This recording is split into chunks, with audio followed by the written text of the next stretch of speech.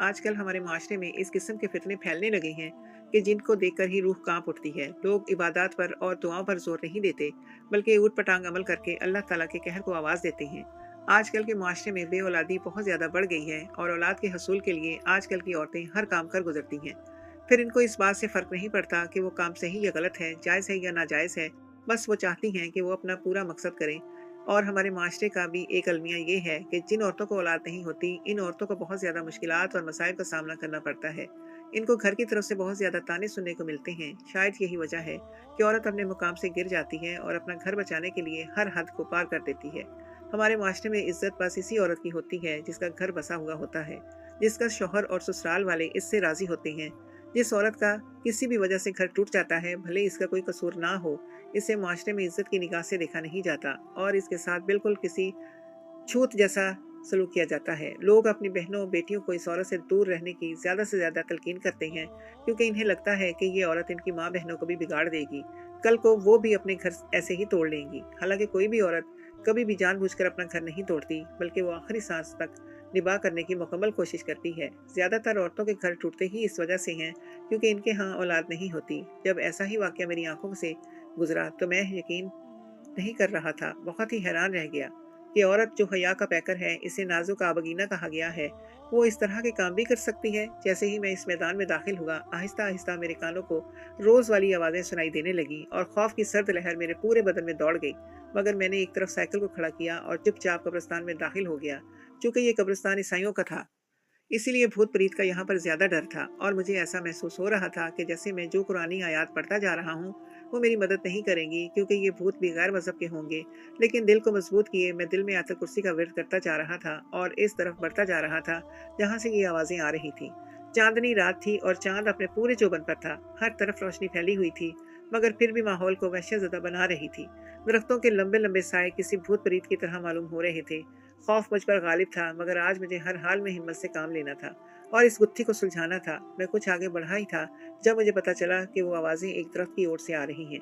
मैं कुछ आगे हुआ तो दरख्त की ओर से नजर आने वाला मंजर देखकर मेरा दिल धक से रह गया था। वहां पर एक कब्र थी जो खुली हुई थी और वो आवाज़ें इसी कब्र से आ रही थी। मेरा दिल किया कि मैं उल्टे कदमों वापस लौट जाऊं, मगर फिर हिम्मत करते हुए आगे बढ़ गया और आगे का नज़ारा देखकर मेरे कदमों के नीचे से ज़मीन निकल गई। मुझे यकीन नहीं आ रहा था कि मेरी आंखें जो कुछ देख रही हैं वो सब सच है। मुझे तो ये कुछ और ही मालूम हो रहा था। मैं बार बार अपनी आंखों को खोल कर देखने की कोशिश कर रहा था, मगर फिर भी मेरा दिल इस बात को तस्लीम करने से इनकार कर रहा था कि कब्र में नजर आने वाला मंजर एक हकीकत है। मैंने अपने आप को चुटकी काटी और इस बात का यकीन दिलाया कि ये कोई ख्वाब नहीं है। चारों तरफ सन्नाटा छाया हुआ था जो दिलो जान वहशत ज़दा कर रहा था, मगर इस सब से बेनियाज दो वजूद एक दूसरे में मसरूफ नजर आए। गौर से देखने पर पता चला कि भारी भरकम वजूद औरत का था और जो कि दूसरा वजूद एक बच्चे का था जिसकी उम्र बमुश्किल 12 साल होगी।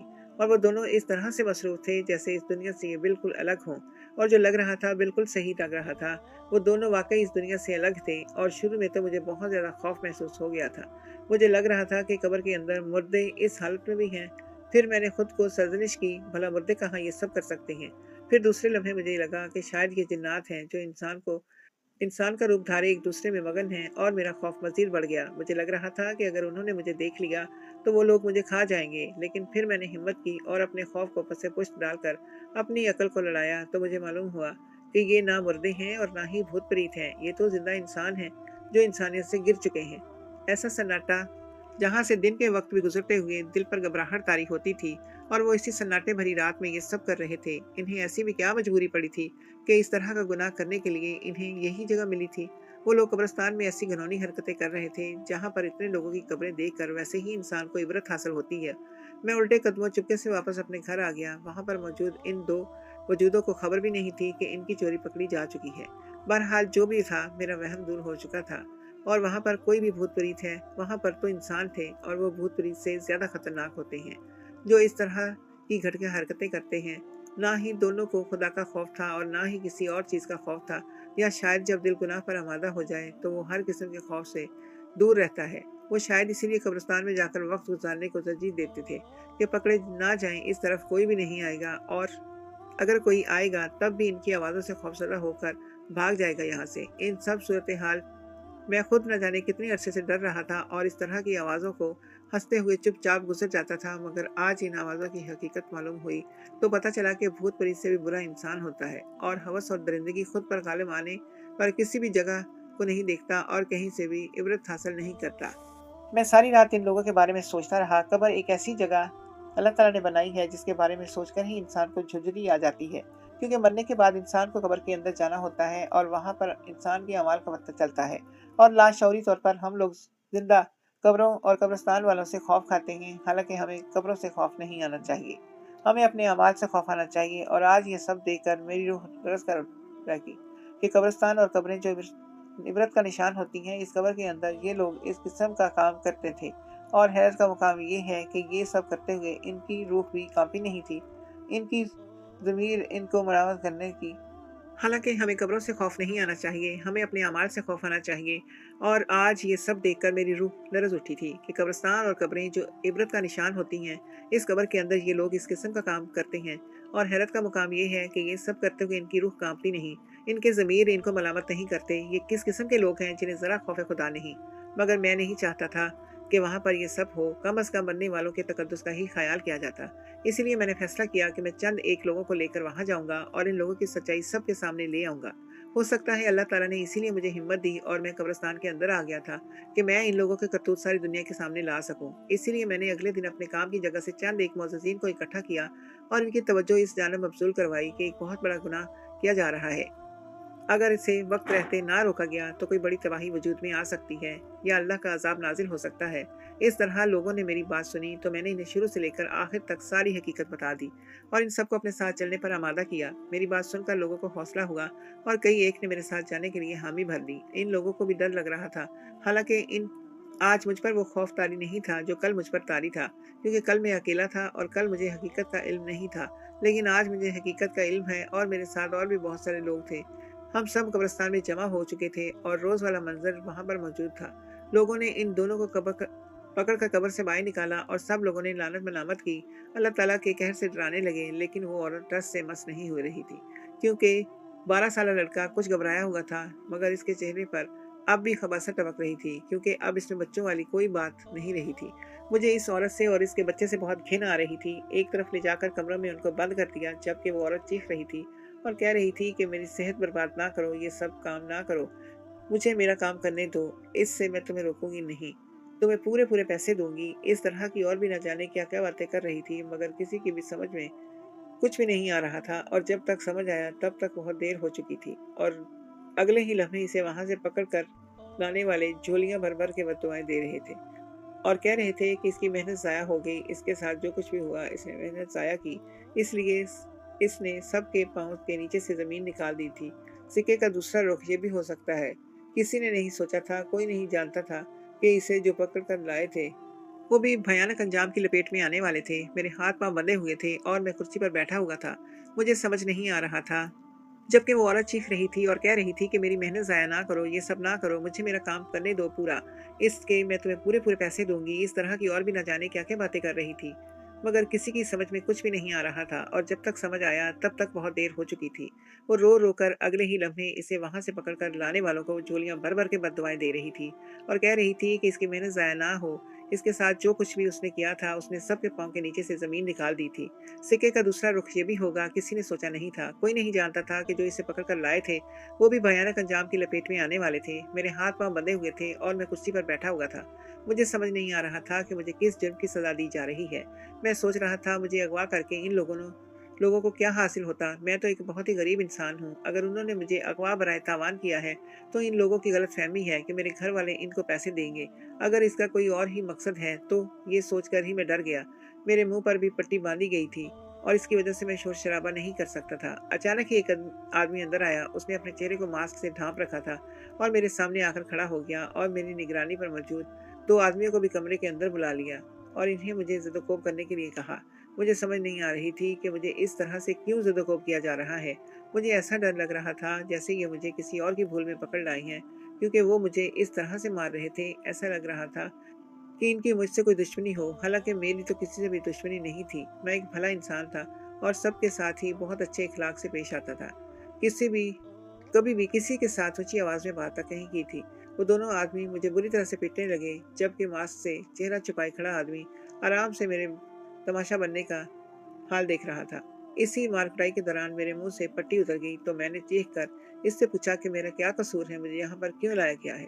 तब उसने जो कुछ कहा, उसने मेरी आंखें पूरी की पूरी खोल दी थी। एक लम्हे के लिए भी मेरी चोटों की तकलीफ भी मुझे भूल गई थी और मैं हैरत से इस आदमी को देख रहा था कि मुझे नहीं पता था कि मेरी नेकी मेरे गले पड़ने वाली है। मैं तो इस दुनिया को इस गरीह गुनाह से मिटा देना चाहता था, मगर वही मेरे गले का तौक बनकर अब मुझे जलील कर रहा था।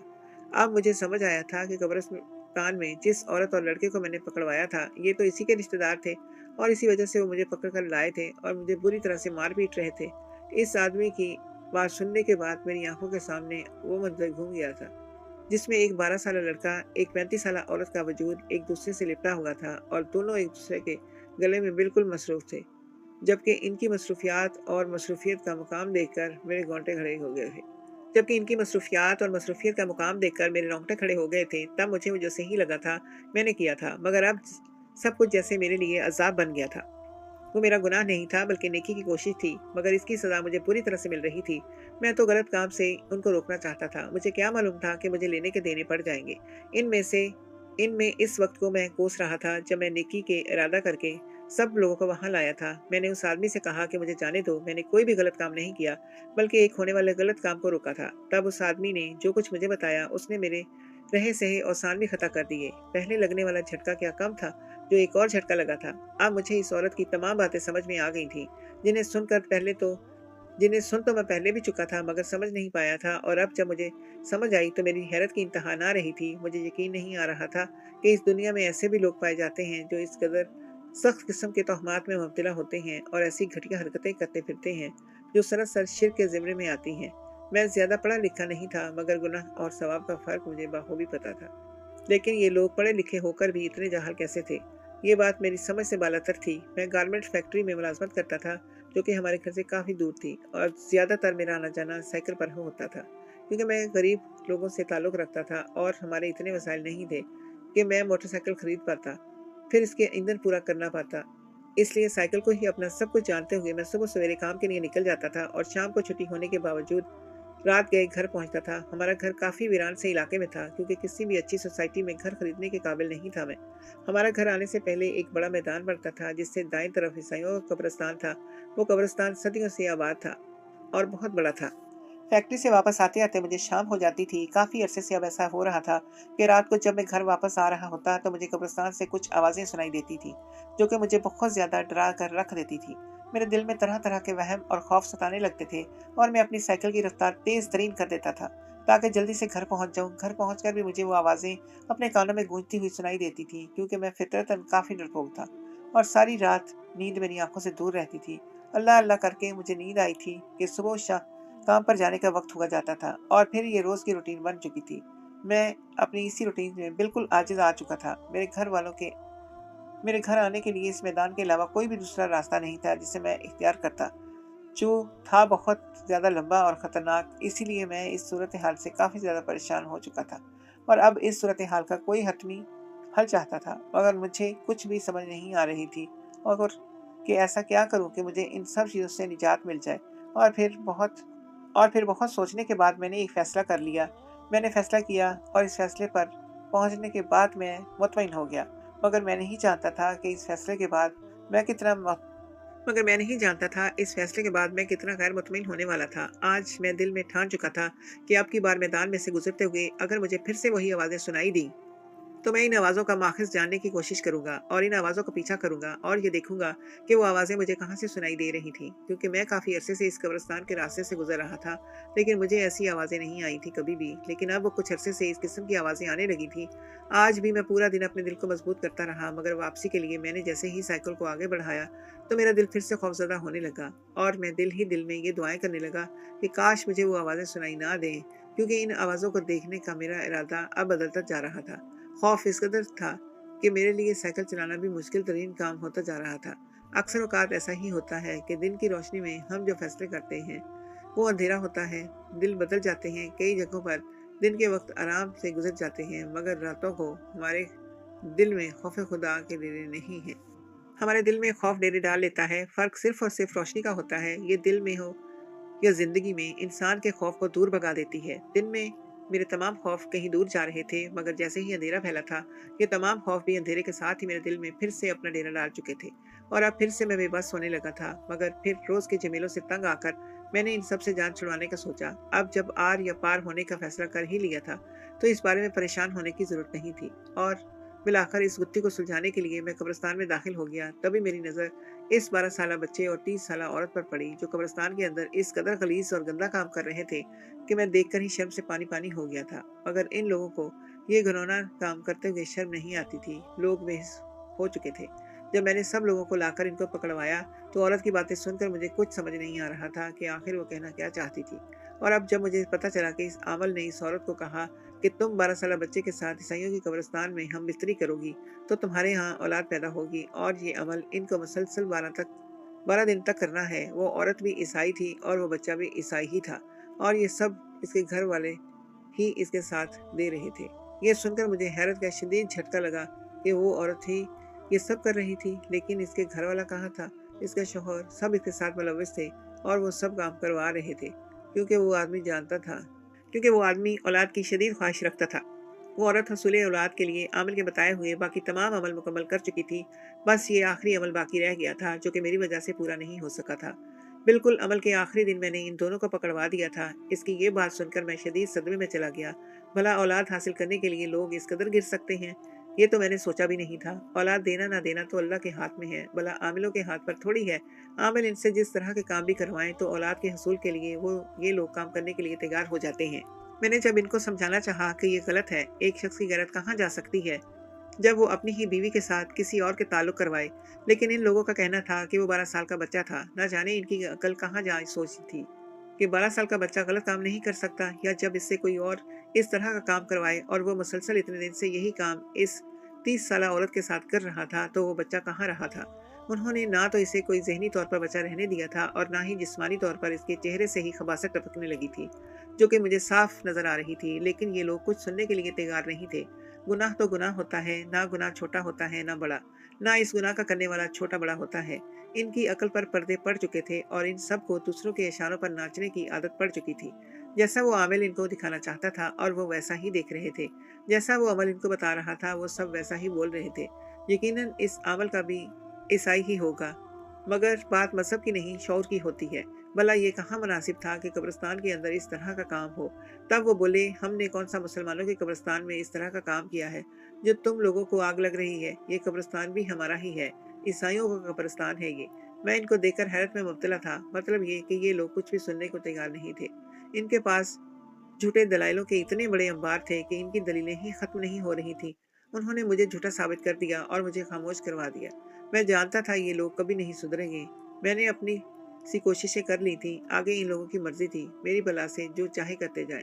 मुझे ऐसे इंसानों पर हैरत होती है, जिनका अपना कोई अमल फेल, कोई कॉल, कुछ नहीं होता। वो बस दूसरों की बातों पर आते हैं और इनकी बातों पर अमल करते हैं। आखिरकार अल्लाह ताला ने इंसान को अकल शऊर दिया, इसलिए, और इसे सारी मखलूक में से अफजल बनाया, क्योंकि ये अफजल मखलूक है और अकल और शऊर रखती है। जब इस तरह के लोग हमारे माशरे में पाए जाएं, ये इंसानियत की तौहीन है। उन्होंने मुझे मारा पीटा और अपना बदला लेने के लिए इसरार किया।